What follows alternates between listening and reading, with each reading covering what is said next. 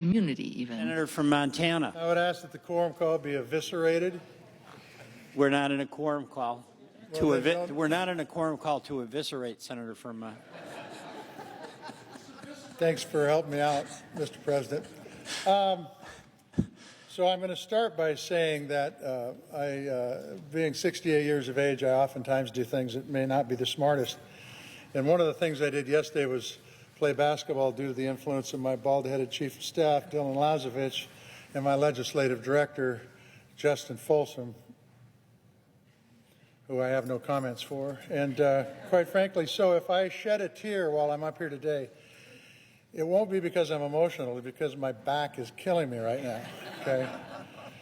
Look, I've seen a number of these exit speeches. To be honest with you, they remind me of a bit of an obituary. And the truth is this is the end of this moment in time. This last 18 years that I've spent in the United States Senate. But the truth is there's been other periods of time very similar to that throughout my life. When I went to high school, grade school and high school and college, for example, about an 18-year period. When that time period was over with, we moved on. My wife Sharon and I cut meat for almost exactly 18 years on the farm, a custom butcher shop. When we shut that down, when I got in the state legislature, that period of time in our lives was over. And now my time in the Senate is over. By the way, every one of those time periods were wrapped around by my family and I, Charlotte and I in particular, doing production agriculture on the family farm. Now, I will tell you that I expected to serve 12 years in this body when I got here. I jumped in feet first, but I realized in short order that this is a seniority-driven body, that the longer you're here, the more ability you have to get done for your state and your country. And I very much appreciate the time that Montanans have allowed me to serve as their representative in the United States Senate. In the end, I was able to chair two major committees that have an incredibly large, in fact, the biggest impact on our United States' budget. The Senate Appropriations Defense Committee, Subcommittee, and the Senate Veterans Affairs Committee. These are the two largest agencies from a funding standpoint in the United States Senate. In those committees in the United States Senate, as a whole, I've been able to do some good things, some long-lasting things for Montana and the United States of America.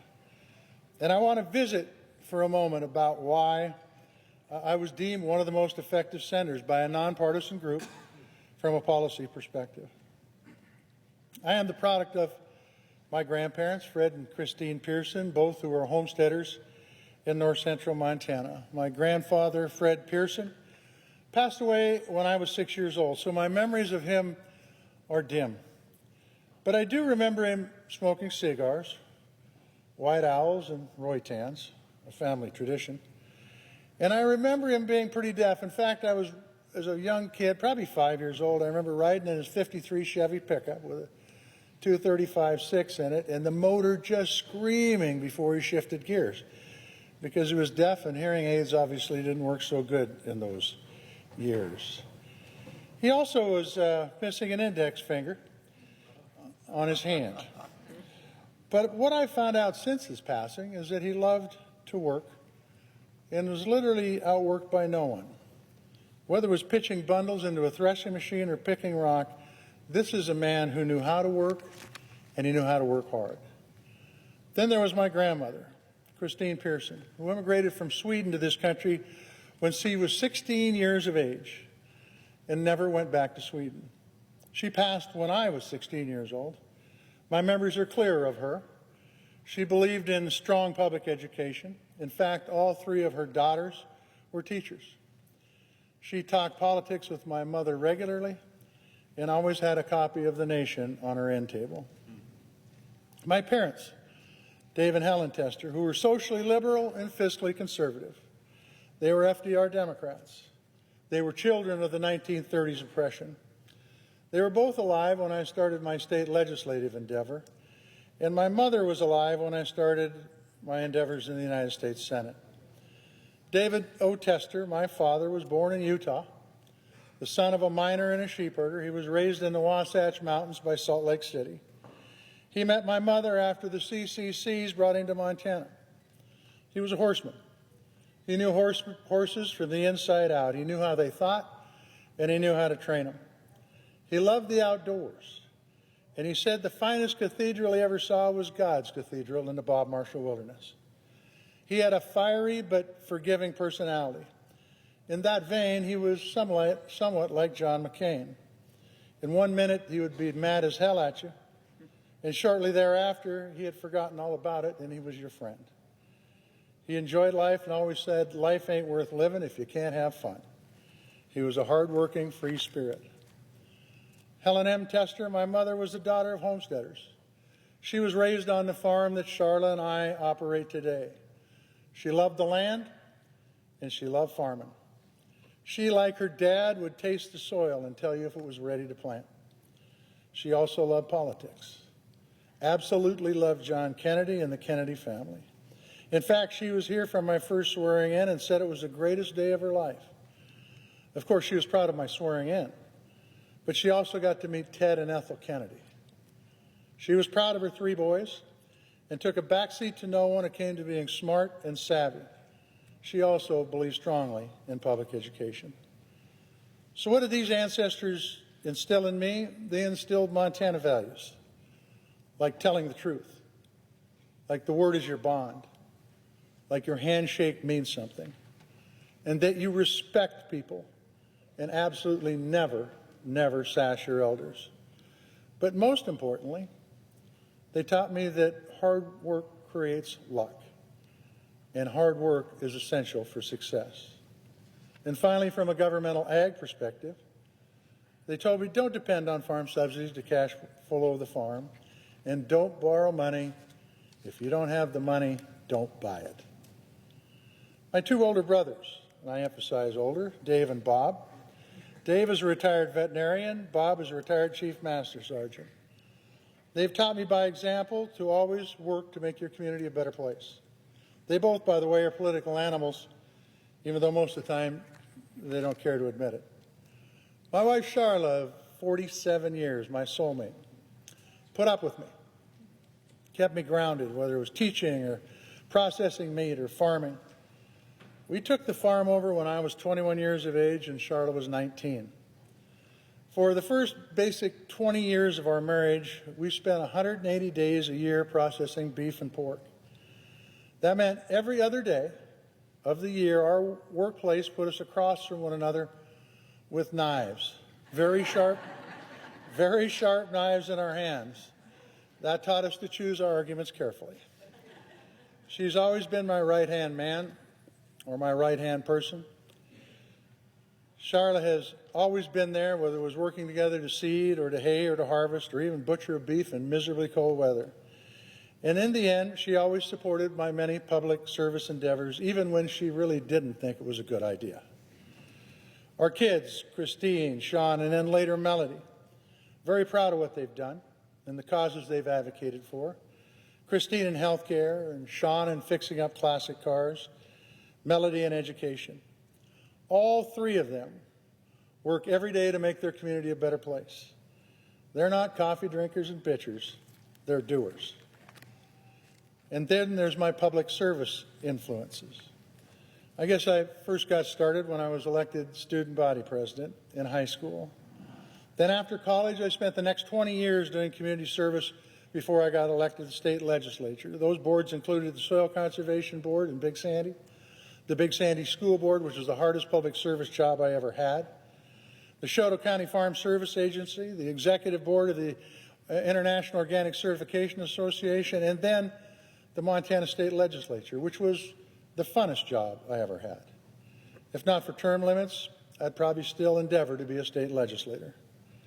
I had my share of successes and failures, but all these commitments taught me, most importantly, that you have 2 ears and you have 1 mouth, acting accordingly.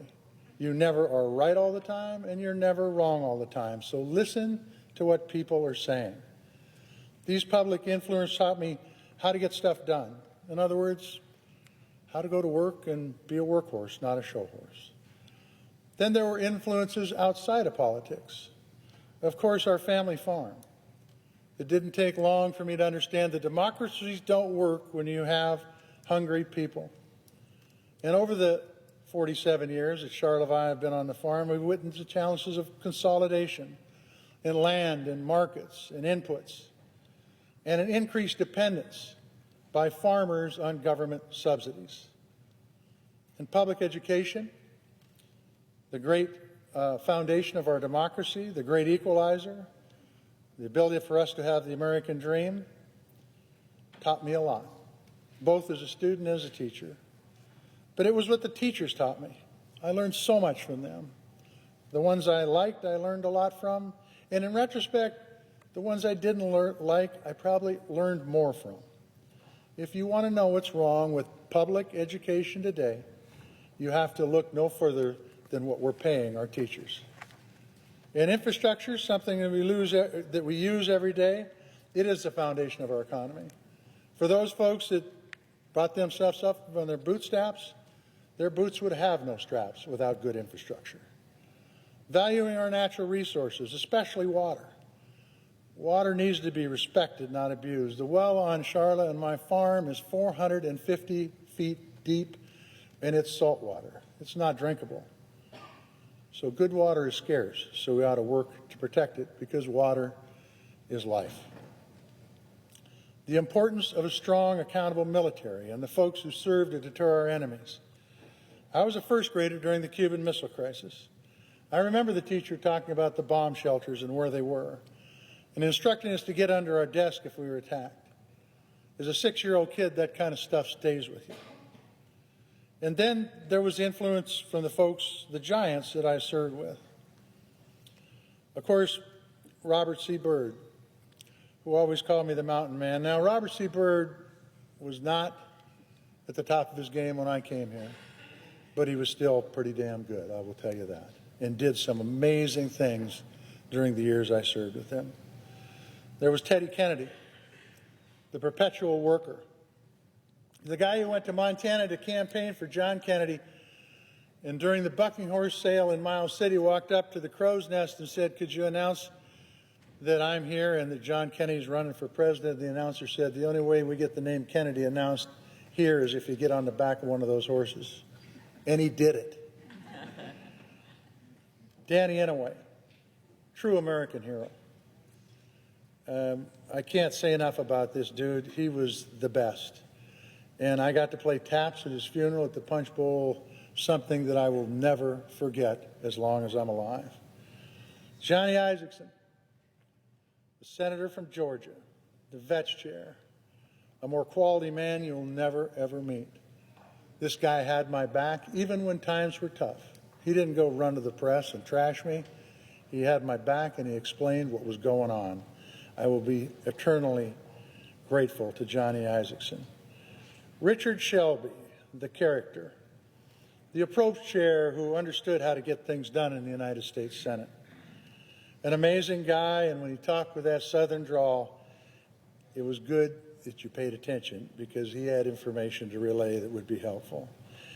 And then finally, J. Rockefeller, the man who stood at this desk right here, who the first time I saw him when I got to Washington, D.C., walked up to me, big man, put his arm around me. I felt like a midget. And he said, "You know, John, we started out in different spots, but we ended up in the same place." No truer statement could ever be said.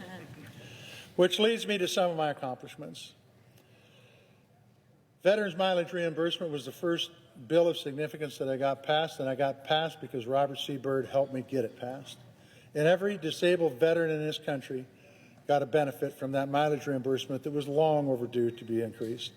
And then we did other bills in the veterans space. John Scott Hannon mental health care bill, absolutely critically important for our veterans. The Deborah Sansom women health care bill, the largest growing group of people in our VA is women. Getting that done was important. And the last major VA bill, and we had many in between, was the PACT Act. Veterans, veterans, veterans. They all got together. They made this the highest priority.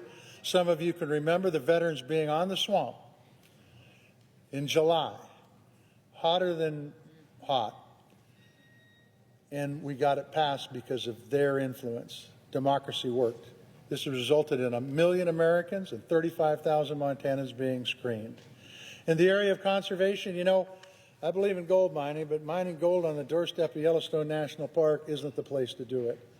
There was a proposal to do that. We got it stopped. And we also got the Rocky Mountain Front and the North Fork watershed protected for generations. And we got the Land and Water Conservation Fund fully funded, our best conservation tool in this country. In banking, for community banks and credit unions, access to capital for rural America is critically important, and they're the ones that do it. We got the regulations to fit the risk. In infrastructure, it's been talked about by a number of times, by a number of people who are no longer going to be in this body next year. But I got to serve with 10 senators. Some I knew pretty well, others I didn't know that well. And I can tell you, after those negotiations for the infrastructure bill, which resulted in the largest investment in infrastructure since the year I was born, in the middle of the Eisenhower administration, you wouldn't have known which one of us was a Democrat and which one of us was a Republican. I remember arguing with Warner and Shaheen and agreeing with Cassidy and Romney. I mean, I'm telling you, when we got done, we had turned everything inside out and upside down, and it ended up with roads and bridges and water and broadband, electric transmission, rails, the list goes on. It was an incredible experience, opportunity, and something that I will cherish after I leave this body. There was a CHIPS and Science Act. You know, we've been outsourcing jobs forever, but we finally passed a bill to start bringing those jobs back home. That's what the CHIPS and Science Act did. And it was also a result in a tech hub for Montana, which will allow our private sector and our university system in Montana to be an important leader when it comes to tech.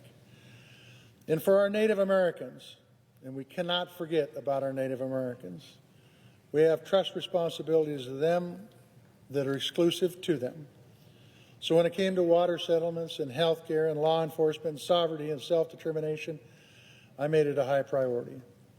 And also we ended up getting the Little Shell tribe recognized, something that they had worked on for literally generation after generation after generation. Now, I can't talk enough about the important work. I took credit for all this.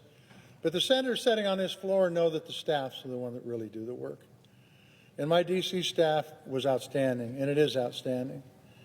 And I appreciate them a lot. And I also appreciate the work of my state staff who did constituency work. I think some of the best in the country. And I appreciate them. And I'd ask for unanimous consent that the names of those folks be put in the record. Without objection.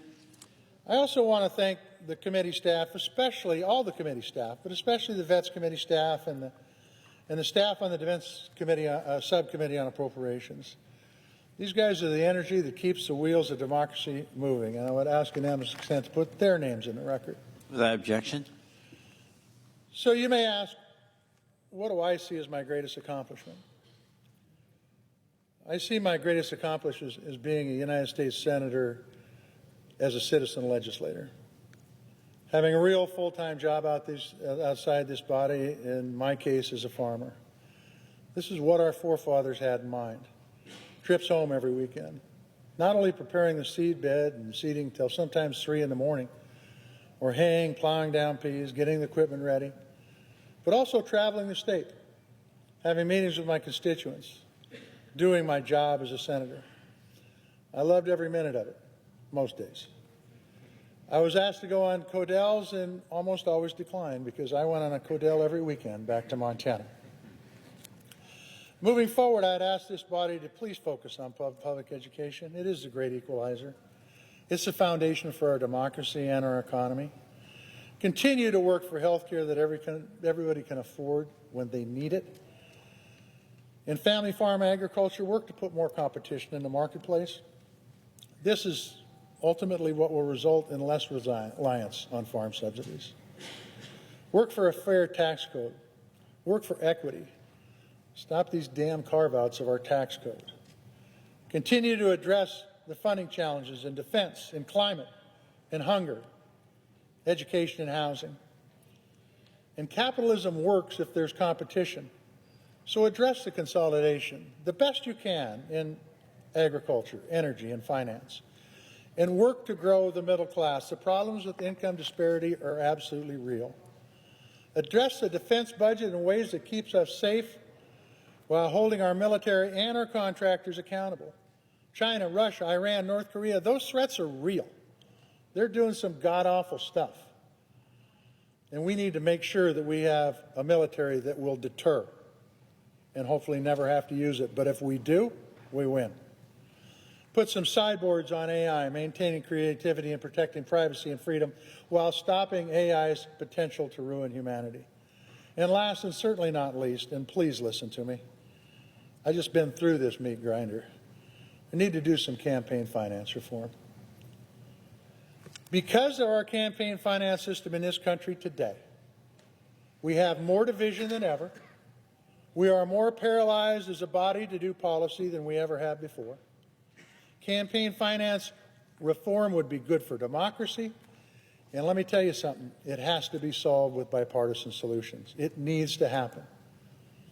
One of the frustrating things that happened was our conservative Supreme Court made the finance rules, whether it's Citizens United or McCutcheon or whatever it is. I despise these rules. I think they're horrible. I think it allows candidates to stay underground and not go out and talk to people. But I'll follow the rules, and I'll go by their rules.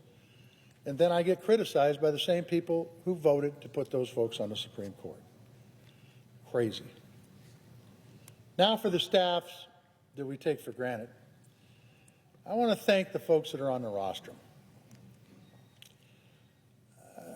Whether it's a parliamentarian, the bill clerks, the reading clerks, did I forget anybody? The truth is the work you guys do is absolutely amazing, and sometimes way, way, way, way too late at night.